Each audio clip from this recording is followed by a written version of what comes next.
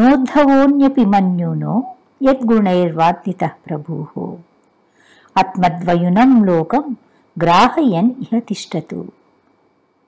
గత శ్లోకంలో కృష్ణుడు ఉద్ధవుడిని తన భక్తులలో అగ్రగణ్యుడిగా భావిస్తూ అతడొక్కడే తనను గురించిన జ్ఞానాన్ని నేరుగా పొందడానికి అర్హుడు అనుకున్నాడు. దీని విషయం చెప్పుకున్నాము నిన్నటి క్లాస్లో. ఈ శ్లోకంలో ఉద్ధవుడి క్వాలిటీ గురించి కృష్ణుడు తలుచుకుంటున్నాడు. త్రిగుణాల చేత ఎప్పుడూ ప్రభావితుడు కాని కారణంగా ఉద్ధవుడు నాకంటే ఏ విధంగానూ తక్కువ కాదు, కనుక దేవదేవుడినైన నాకు సంబంధించిన విశిష్టమైన జ్ఞానాన్ని విస్తరింపచేయటానికి అతడు ఈ లోకంలోనే చూడొచ్చు. ఇక్కడ ఈ ప్రపంచంలో చాలామంది ఎందరినో దేవుడిగా భావిస్తూ ఉంటారు, లేదా దేవుడితో సమానుడు అనుకుంటూ ఉంటారు. నేను దేవుణ్ణి అని జనాన్ని మోసం చేసే బూటకపు గురువులు అవతారాలను పక్కన పెడితే సాధారణంగా ఎవరి నుంచి అయినా ఏదైనా సహాయాన్ని లేదా ప్రయోజనాన్ని పొందినప్పుడు ఆ సహాయం చేసిన వ్యక్తిని మీరు దేవుడు లాంటి వారు అంటుంటారు కృతజ్ఞతాపూర్వకంగా. అంటే ఏదైనా సరే ఫైనాన్షియల్గా హెల్ప్ చేయటమో, లేదు కష్టాల్లో ఆదుకుంటారు. కొంతమంది డాక్టర్స్ ఉంటారనుకోండి, అనారోగ్యం నుంచి తప్పించి ప్రాణాలు నిలబెడతారు. ఇలా ఎన్నో సందర్భాలలో మనిషిని దేవుడిగా భావిస్తూ ఉంటారు. అంటే భగవంతుడు అంటే రక్షించేవాడని, కష్టాల నుంచి తప్పించేవాడని, కోరికలు తీర్చేవాడని అందరూ నమ్ముతారు. ఒక భూకంపము లేదా మరొక విపత్తు కలిగినప్పుడు ఎవరి ప్రోద్బలము లేకుండా సహజంగా దేవుడా కాపాడు అని ప్రార్థిస్తారు. ప్రమాదాలు వచ్చినప్పుడు భగవంతుని తలుచుకోవటం అనేది ఆటోమేటిక్గా జరిగిపోతుంది. అయితే ఆ అవసరం తీరాక మర్చిపోతూ ఉంటారు. కానీ ఎవరు ఏ అపాయాలు లేకుండా సంతోషంగా ఉండటం లేదు. భౌతిక ప్రపంచం కదా ఇది. ఎప్పుడూ ప్రమాదం అనేది ఉండనే ఉంటుంది. పదం పదం యద్విపదం.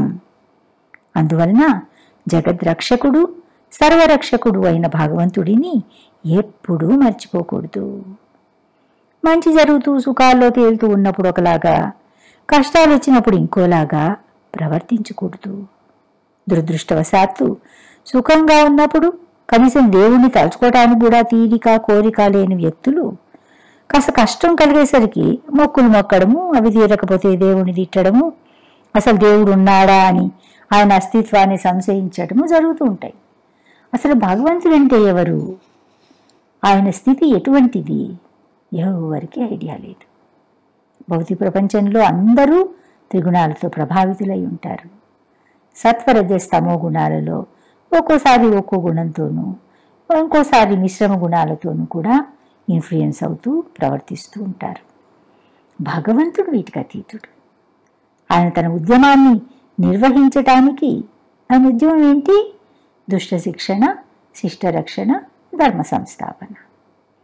వీటి కోసము భౌతిక ప్రపంచంలో అవతరించినప్పటికీ ఆయన పైన త్రిగుణాలు ఏమాత్రము ప్రభావాన్ని చూపించలేవు.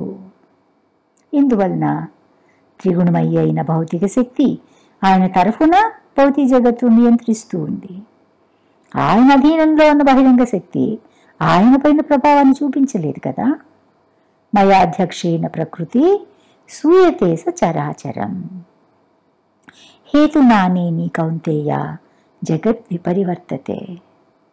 త్రిగుణాల చేత ప్రభావితుడు కాకపోవటం వలన ఉద్ధవుడు నాకంటే ఏ విధంగానూ తక్కువ కాదు అని కృష్ణుడు అనుకుంటున్నాడు. ఒక దేశాన్ని పరిపాలించే రాజు లేదా ప్రపంచాన్నేలే చక్రవర్తి భగవంతుడి పరంగా భగవంతుడి ప్రతినిధిగా వ్యవహరిస్తాడు. అందువలన క్షత్రియుడైన రాజును నరదేవ అంటారు. ప్రాపంచిక బంధనాల నుంచి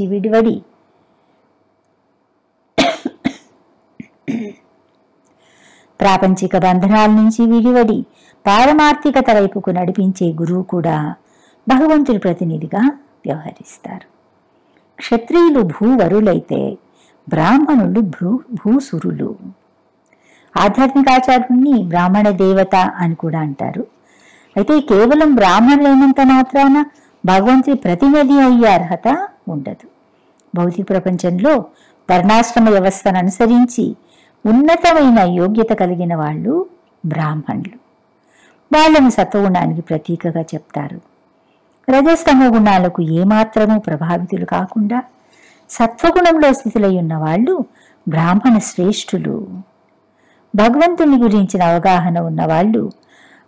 అయితే బ్రహ్మజ్ఞానాతీతి బ్రాహ్మణ అని అయితే అంత మాత్రం చేత ఆ నాలెడ్జి సరిపోదు. భౌతికమైన సత్వగుణాన్ని దాటి ఆధ్యాత్మికమైన విశుద్ధ సత్వగుణాన్ని పొందాలి. విశుద్ధ సత్వం అంటే ప్రకృతి గుణాలతో ప్రభావితం కాకుండా ఉండేటటువంటి స్థితి. ఉత్తమము, ఉన్నతమైన ఆ స్థితిలో ఉన్నప్పుడు భగవద్విజ్ఞానము అనుభూతి అవుతుంది. అంతేగాని ఈ భౌతిక ఆధ్యాత్మిక జగత్తుల్లో ఎక్కడున్నప్పటికీ కూడా నిరంతర భక్తియుత సేవాయుక్తులై ఉంటే వారు జీవన్ముక్తులు కాగలుగుతారు. శ్రీల ప్రభుపాదుల వారు భగవద్విజ్ఞానాన్ని లేదా భగవత్ చైతన్యాన్ని కృష్ణ చైతన్యంగా అందరికీ పరిచయం చేశారు. ఆయన న్యూయార్క్లో ఒక చిన్న స్టోర్ ఫ్రంట్ హౌస్లో తమకున్న కొద్దిపాటి శిష్యులతో ఉన్నప్పుడే ప్రపంచవ్యాప్తమైన ఒక ఉద్యమాన్ని ప్రారంభించాలి అని నిశ్చయించుకున్నారు. తమ సంస్థకు ఆయన international society for Krishna consciousness అని పేరు పెట్టారు. అందరూ ఆయన ఆకాశహర్ణాలు నిర్మిస్తున్నారు అనుకుంటారు. ఒక వృద్ధుడైన ఇండియన్ గురువు, వేలపైన లెక్కబెట్టేంతమంది శిష్యులు, వాళ్ళు కూడా ఆయన పట్ల ఆకర్షితులై వచ్చారే గాని భక్తి జ్ఞానంలో ఏబిసిడీలు కూడా తెలియదు. అటువంటి వాళ్లతో ఒక అంతర్జాతీయ సంస్థను స్థాపించటము అంటే గాల్లో నేలలు కడుతున్నట్లే అనిపిస్తుంది కదా. ఇంకా కొంతమంది మీరు కృష్ణ కాన్షియస్ అని ఎందుకు అంటున్నారు, గాడ్ కాన్షియస్ అని పెట్టచ్చు కదా అని కూడా సలహాలు ఇచ్చారు. కానీ ప్రభుపాద తమ నిర్ణయం పట్ల స్థిరంగా ఉన్నారు. గాడ్ అంటే ఎందరికో ఒక వేగ్ ఐడియా ఉంటుందంతే. సుప్రీం గాడ్ అంటే ఓన్లీ కృష్ణ, ఈ కన్సెప్షన్ ఎవరికీ లేదు. అందువలన దివ్యమైన ఈ జ్ఞానాన్ని ప్రపంచానికి అందించే సంకల్పాన్ని, ఆ సంకల్పంతోనే ఆయన సంస్థకు నామకరణం చేయడంలోనే ఆ శ్రీకారం చుట్టారు. ఆ విధంగా ప్రారంభించిన అంతర్జాతీయ కృష్ణ చైతన్య సంస్థ కేవలం 10 ఏళ్ల సమయంలో ప్రపంచానికంతా అందుబాటులోకి వచ్చింది. కృష్ణ చైతన్య ఉద్యమము చిరుగాలిలాగా మొదలయ్యి ఒక ప్రభంజనంలాగా భూమండలం అంతా వ్యాపించింది. భక్తి అంటే ఒక పుణ్యకార్యం కాదు, ఒక ఆచార విధి కాదు, కోరికలు తీర్చుకోవడానికి ఆచరించే క్రతువు కూడా కాదు. నిజమైన భక్తి అంటే భక్తియుత సేవ. ప్రభుపాద ఎప్పుడూ భక్తిని కేవలం భక్తిగా కాకుండా భక్తియుత సేవ అనే ఆయన వివరించేవారు. భగవద్ విజ్ఞానము అంటే భగవంతుడికి సన్నిహితంగా ఉండడం. భగవంతుడికి సన్నిహితంగా ఉండడం అంటే అది ఆషామాషి వ్యవహారం కాదు. శుద్ధ భక్తిలో స్థితులైతే తప్ప అటువంటి మహాభాగ్యం దొరకటము అసంభవం. మరి శుద్ధ భక్తి ఎలా ఉంటుంది? శుద్ధ భక్తి లక్షణాలను భక్తిరసామృత సింధులో రూపగోస్వామి వివరించారు. సంపూర్ణమైన కృష్ణ చైతన్యంతో భగవంతుడి సేవలో నిమగ్నుడైన వ్యక్తిని ప్రపంచం అంతటికీ అత్యుత్తమమైన సేవ చేస్తున్న వ్యక్తిగా, ప్రతి వ్యక్తికి ఆనందాన్ని ఇచ్చేవాడిగా గుర్తించాలి. అంతేకాదు, సాధారణంగా దేవతల్లో కనిపించే లక్షణాలన్నీ కూడా అటువంటి వ్యక్తిలో ప్రకటితమవుతాయి. సుఖదేవ్ గోస్వామి పరీక్షిత్ మహారాజుతో ఈ విషయం గురించి చెప్తున్నప్పుడు, కృష్ణుడి పైన అచంచలమైన భక్తి విశ్వాసాలను ప్రదర్శించే వారిలో నిస్సందేహంగా దేవతల లక్షణాలన్నీ పొడుసూపుతాయి. అటువంటి భక్తులలోని ఉన్నత స్థాయికి చెందిన భక్తి తీవ్రతను చూసి దేవతలు కూడా వాళ్ళతో కలిసి జీవించాలి అని ఉబలాట పడతారు అన్నారు.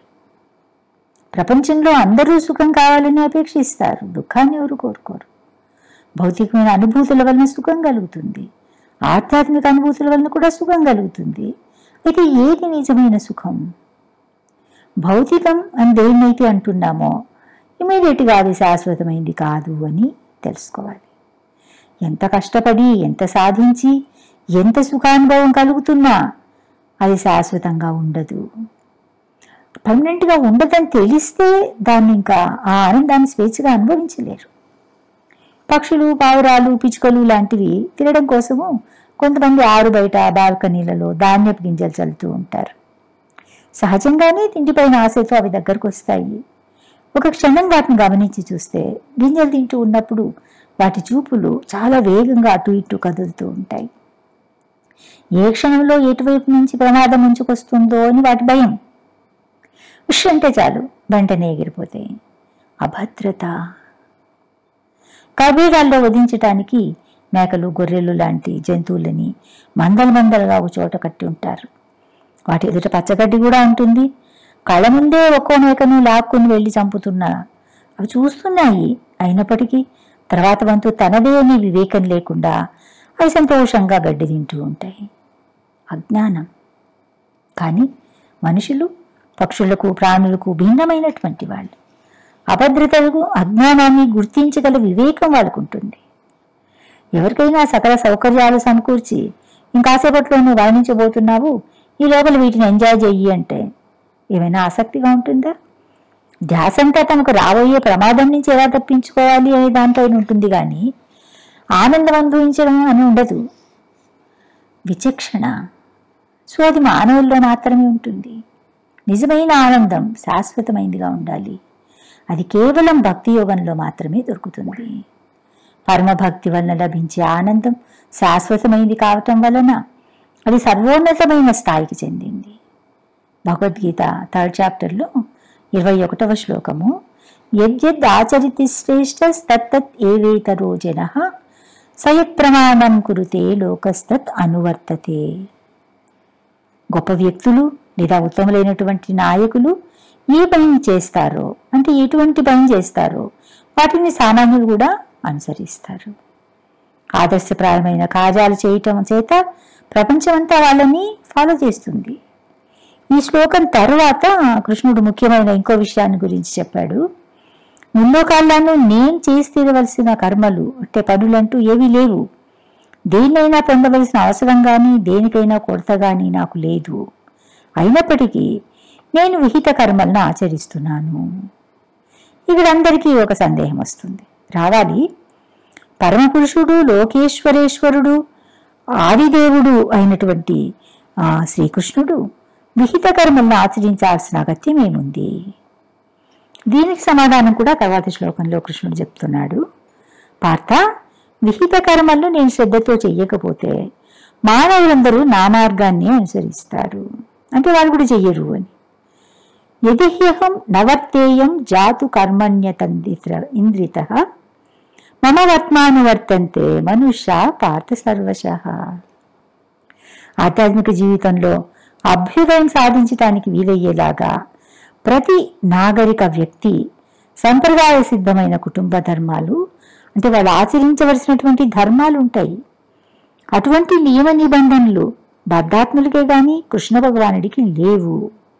అయినప్పటికీ ధర్మాన్ని పునఃస్థాపించటానికే అవతరించి ఉండటం వలన గృహస్థులకు విధించబడిన ధర్మాలన్నిటినీ కృష్ణుడు ఆచరించాడు. భౌతికమైన సంపదలు, సౌకర్యాలు అనుభవిస్తూ మనం మిడిసిపడుతూ ఉన్నామంతే మనకు అతిశయం. కానీ వినమ్రత ఎలా ఉండాలి అనే విషయాన్ని తర్వాత శ్లోకాల్లో వివరించారు. నెక్స్ట్ క్లాస్లో చెప్పుకుందాం. హరే కృష్ణ.